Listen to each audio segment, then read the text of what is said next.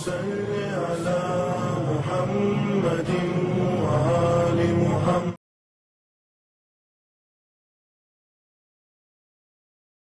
اعوذ باللہ من الشیطان الرجیم. بسم اللہ الرحمن الرحیم. الحمدللہ رب العالمین والصلاة والسلام. اما بعد فقد قال اللہ سبحانہ الکریم وقولہ الحق واصدق الصادقین. بسم اللہ الرحمن الرحیم. حقا علی المحسنین. ناظرین محترم، السلام علیکم ورحمۃ اللہ وبرکاتہ. یہ ہمارے ایپیسوڈز چل رہے ہیں رسالۃ الحقوق امام سجاد علیہ الصلاۃ والسلام پر. اس سے پہلے کئی حقوق بیان کیے جا چکے ہیں اور آج بھی انشاءاللہ تعالیٰ ایک حق بیان کیا جائے گا.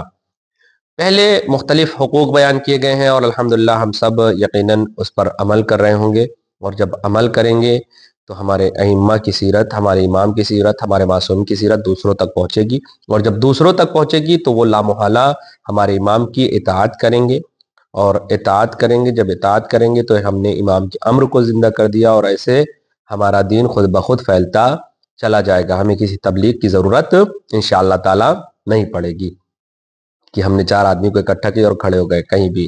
لہذا ایسا بالکل کرنے کی ضرورت نہیں پڑے گی. ہم جب عمل کریں گے خود ائمہ طاہرین علیہ الصلوۃ والسلام کی حدیث پر، اور خداوند عالم عز و جل جلالہ کی آیت پر، قرآن پر اور قرآن کی آیتوں پر، تو یقیناً دوسرے ہمارے خود بخود ہمارے اس پر سیرت، ائمہ کی سیرت پر عمل کرنا شروع کر دیں گے اور اطاعت امام کی ہمارے کرنا شروع کر دیں گے. سب سے پہلے ہم ترجمہ کر دیتے ہیں حقاً علی المحسنین، کہ خداوند عالم اسی طریقے سے نیک بندوں کو ان کا حق دیا کرتا ہے. پہلے جو بہت سے حقوق بیان کیے جا چکے ہیں، آج حق بیان ہوگا جس نے یعنی خوش کیا. آپ کو خوش کرنے والے کا حق کیا ہے؟ امام نے کتنا خیال رکھا ہے کہ جو آپ کو خوش کر رہا ہے اس کا بھی حق کیا ہے. کہ امام فرماتے ہیں وَأَمَّا حَقُّ مَنْ سَرَّكَ اللَّهُ بِهِ وَعَلَى يَدَيْهِ فَإِنْ كَانَ تَعَمَّدَهَا لَكَ حَمِدْتَ اللَّهَ أَوَّلَ ثُمَّ شَكَرْتَهُ عَلَى ذَلِكَ بِقَدْرِهِ فِي مَوْضِعِ الْجَزَاءِ وَكَآفَتَهُ عَلَى فَضْلِ الْابْتِدَاءِ وَأَرْصَدْتَ لَهُ الْمُكَافَآتَ إِلَى آخِرِهِ. امام فرماتے ہیں کہ جس شخص کے ذریعے خدا نے تمہیں خوش و مسرور کیا ہے، اس کا حق یہ ہے کہ اگر اس کا ارادہ تمہیں خوش کرنا ہے تو اس کا تم شکریہ ادا کرو، اور پھر اسے اتنی جزا دو کہ جتنا اس نے تمہیں خوش کیا ہے، اور ہمیشہ اس کے احسان یعنی نیکی کا بدلہ چکانے کی فکر میں رہو. ایسا نہیں کہ اس نے خوش کر دیا تم اس کو بھول جاؤ، نہیں، اس کی فکر کرو کہ اس کو کیسے اس کے نیکی کا بدلہ دیا جائے اور نیکی اس کے ساتھ کیا جائے. اور اگر اس کا ارادہ تمہیں خوش کرنا نہیں ہے تو خدا کی حمد کرو. اگر تمہیں معلوم ہے کہ نہیں وہ اس کا خوش کرنے کا ارادہ نہیں تو ایک ایسی بات کہہ دیا، تو تم کیا کرو؟ خدا اور اس کا شکریہ ادا کرو، اور یہ جان لو کہ یہ خوشی اسی کی طرف سے ہے، یعنی اور چونکہ وہ تمہارے لیے خدا کی نعمتوں کا سبب بنا ہے، اس لیے اس سے محبت کرو. کس سے؟ جس نے تمہیں خوش کیا ہے، اور اس کے لیے خیر خواہ رہو، کیونکہ نعمتوں کے اسباب بھی نعمت ہیں چاہے کہیں بھی ہو، اور وہ اس کا قصد بھی نہ رکھتا ہو. خوشی کے سلسلے میں آپ دیکھیں کہ ائمہ نے کتنی جو ہے احادیثیں بیان کی ہیں.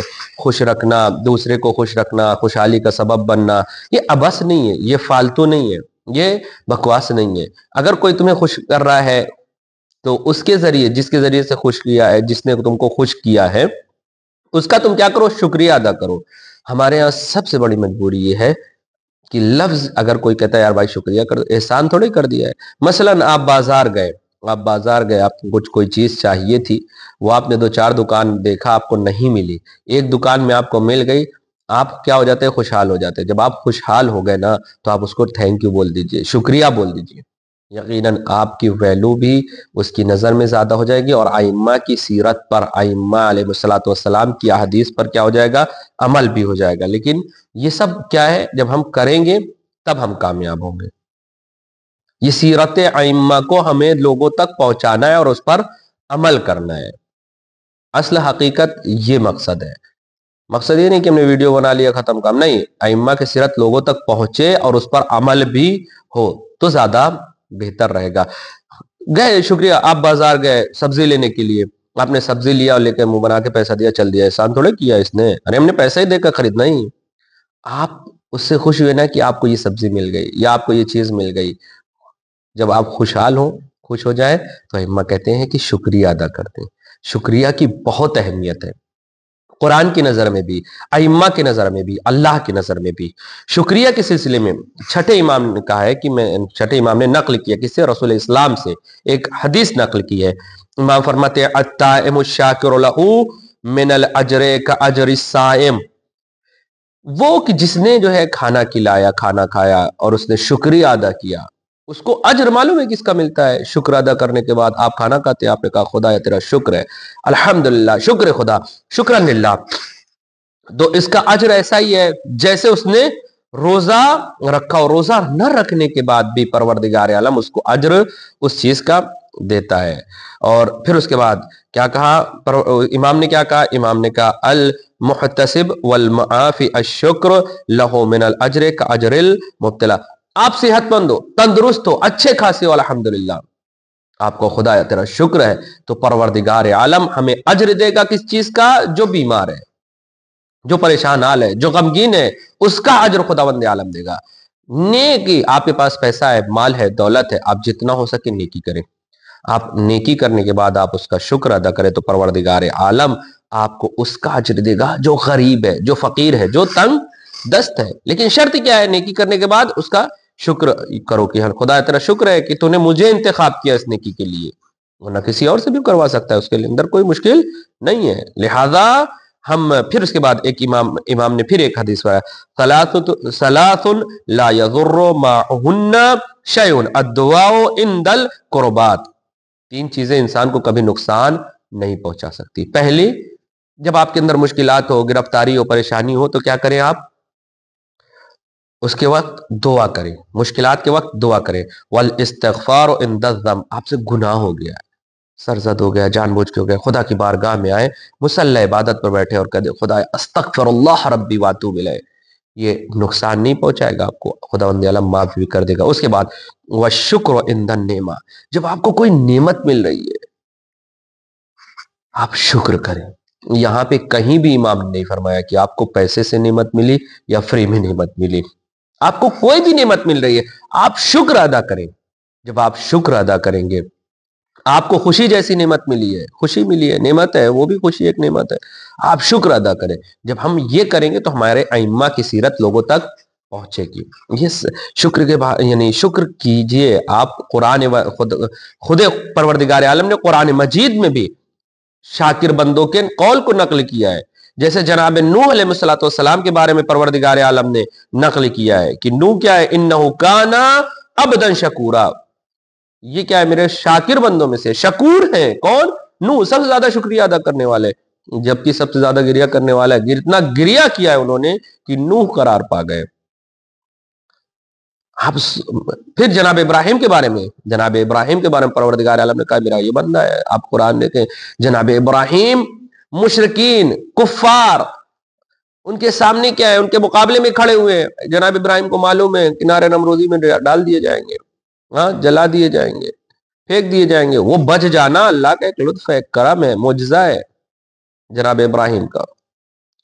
لیکن پروردگار عالم کا کیا کر رہے ہیں؟ شکر ادا کر رہے ہیں، شکر ادا کر رہے ہیں۔ تو خداوند عالم نے ایسے نہیں چھوڑ دیا جناب ابراہیم کو، ان کے قول کو قرآن میں جگہ دی ہے۔ اور سورہ نحل میں آیت نمبر 120 میں پروردگار عالم ارشاد فرما رہا ہے جناب ابراہیم کے لیے، اِنَّا إِبْرَاهِيمَ كَانَ أُمَّةً قَانِتًا لِلَّهِ حَنِيفًا وَلَمْ يَكُن مِنَ الْمُشْرِكِينَ شَاكِرًا لِأَنْعُمِهِ اجْتَبَاهُ وَهَدَاهُ إِلَى صِرَاطٍ مستقیم، کہ بے شک ابراہیم جو ہے کیا ہے؟ ایک امت ہے، حنیف ہے، امت حنیف ہے، اور یہ مشرک میں سے نہیں ہے، یعنی مسلمان میں سے، مشرک میں سے نہیں ہے۔ اور انہوں نے کیا کیا ہے؟ انہوں نے شکر کیا ہے، جو بھی ان کو نعمت مل رہی ہے اس پر انہوں نے شکر کیا ہے۔ جب انہوں نے شکر کیا تو ہم نے ان کو سیدھے راستے پر گامزن رکھا۔ جو انسان خداوند عالم، اگر اس بات کے اوپر آپ غور کریں تو پروردگار عالم کہہ رہا ہے جو انسان شکر کر رہا ہے اس کو خداوند عالم سیدھے راستے پر رکھے گا، اس کو کبھی صراط مستقیم سے منحرف ہونے نہیں دے گا۔ لیکن شرط یہ ہے کہ ہم شکر ادا کریں جب آپ کو کوئی خوشی مل رہی ہے. خوشی کے سلسلے میں جو آپ کو خوشحال کر رہا ہے امام کر رہے ہیں اس کا شکر ادا کرو. تو خوشی کے سلسلے میں امام علی علیہ الصلوۃ والسلام کیا ارشاد فرماتے ہیں, کہہ رہے السرور یبسط النفس ویثیر النشاط. یہ خوشی, یہ خوشحال رہنا, یہ آپ کا مسرور رہنا, اس کے کیا فائدہ ہے معلوم ہے؟ یہ ہمارے روح کو زندہ کرتا ہے. خوش رہنا, خوشحال رہنا, یہ ہمارے روح کو زندہ کرتا ہے.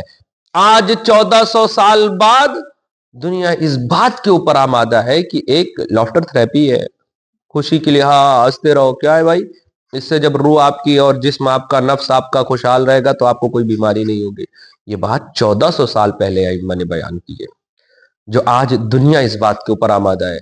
اگر ہم ائمہ کی سیرت پر عمل کر لیں, ائمہ کی احادیث پر عمل کر لیں, تو ہمیں کوئی بیماری ہم تک نہیں آ سکتی ہے, ہمیں کوئی بھی پریشانی ہم تک نہیں آ سکتی ہے. لیکن شرط یہ ہے کہ ہم ائمہ کی سیرت پر عمل تو کریں. ہم تو دوسروں کی سیرت پر عمل کرتے ہیں, بعد میں کیا ہوتا ہے, وہ ڈاکٹر کے پاس چلا جاتا ہے. خیر, پھر اس کے بعد امام نے کیا فرمایا خوشی کے سلسلے میں, امام علی علیہ الصلوۃ والسلام اوقات السرور خلصہ, یعنی یہ جو خوشی کے ایام ہے, خوشی کے دن ہے, خوشی کے لمحے ہیں, خوشی کا وقت ہے جو نا, یہ آپ کے لیے گولڈن وقت ہے. یہ آپ کے لیے گولڈن وقت ہے. یہ امام کے غنیمت سمجھو اس خوشی کے وقت کو, جو آپ کو خوش کر دیا ہے اس کو غنیمت سمجھو. ایسے نہیں ارے چلو ٹھیک ہے کوئی بات نہیں, نہیں, یہ آپ کے لیے گولڈن وقت ہے. امام فرماتے یہ گولڈن وقت ہے, لہذا ہمیں خوشحال رہیں, ہم ہمیشہ خوشحال رہیں اور دوسروں کو خوشحال رکھیں. یہ بھی شرط ہے, ہاں خود خوشحال رہے, دوسروں کو خوشحال بھی رکھیں. یہ نہیں کہ ہم تو خوشحال ہے دوسرا کہیں بھی جائے, ایسا کوئی فائدہ نہیں ہے. پھر سرور المؤمن بطاعت ربہ وحزنہ علی ذنبہ, خوشحالی کا لمحہ مومن کے لیے کیا ہے, اطاعت پروردگار میں. جب خوشحال کی مطلب کیا ہے, خوشحال اس وقت مومن کے لیے خوشحالی ہے جب وہ اطاعت پروردگار میں اپنی زندگی بسر کر رہا ہے. اوقات یعنی اب صبح کا وقت ہوا, اطاعت خداوند عالم میں اٹھا, نماز پڑھا. ظہر کا وقت ہوا, نماز پڑھا. غریبوں کے لیے دستے, غریب اس کو مل گیا, اس کے لیے جو بھی مدد کرنا تھا وہ کیا. کوئی یتیم مل گیا, اس کے لیے سہارا بن گیا, اس کے دستے سر پر دستے شفقت پھیر دیا, اس کے لیے جو بھی پریشان حال مل گیا اس کی پریشانیوں کو دو.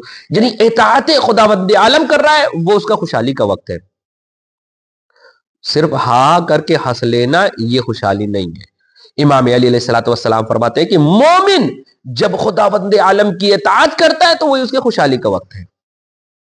اور مومن جب غمگین ہوتا ہے تو اس کا وقت کون سا ہوتا ہے, گناہ. جب مومن کسی طریقے کا گناہ صادر ہو جاتا ہے تو اس کے غم کا وقت ہے.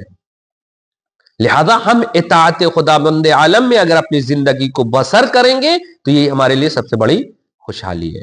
اور ہمیں چاہیے بھی کہ ہم اپنے حیات کو, اپنے زندگی کے ہر لمحے میں اطاعت معصومین میں, اطاعت خداوند عالم میں بسر کریں. اگر ہم مطیع خدا ہو جائیں گے اور مطیع معصوم ہو جائیں گے تو پھر ہمیں کسی کی ضرورت نہیں پڑے گی کہ کون کیا کر دے میرے ساتھ, کیا کون کر دے. نہیں, خداوند عالم خود بخود راستہ فراہم کرتا چلا جائے گا. کربلا والوں کو آپ دیکھ لیجئے, 1400 سال پہلے وہ اطاعت امام میں اور اطاعت خداوند عالم نے ایسی زندگی اپنی بسر کی ہے کہ آج 1400 سال بعد جہاں امام حسین کا تذکرہ ہے وہیں حبیب کا تذکرہ ہے. کون جانتا حبیب کون تھے, کون جانتا عابس شاکری کون تھے, کون جانتا جون کون ہے, کون جانتا کہ مسیب کون ہے. لیکن انہوں نے جب اطاعت امام میں, اطاعت خداوند عالم میں اپنی زندگی کو بسر کیا ہے تو وہ لمحہ ان کے غم کا لمحہ نہیں تھا, ان کے لیے خوشحالی کا لمحہ تھا کہ خداوند عالم سے مل رہے ہیں. اور پھر 1400 سال بعد آج بھی ان کا تذکرہ قائم اور دائم ہے, اور صبح قیامت تک ان کا تذکرہ قائم اور دائم انشاءاللہ تعالی رہے گا. لہذا میرے عزیزوں, میرے دوستوں, دوسروں کو خوشحال رکھیں, خود بھی خوشحال رہیں, دوسروں کو بھی خوشحال رکھیں. اور خوشحالی اس میں ہے کہ خداوند عالم کی اطاعت کریں, خداوند عالم کی, اپنے ائمہ کی اطاعت کریں اور گناہوں سے دوری اختیار کریں. والسلام علیکم ورحمۃ اللہ وبرکاتہ. اللہم صلی علی محمد وآل محمد وعجل فرجہم.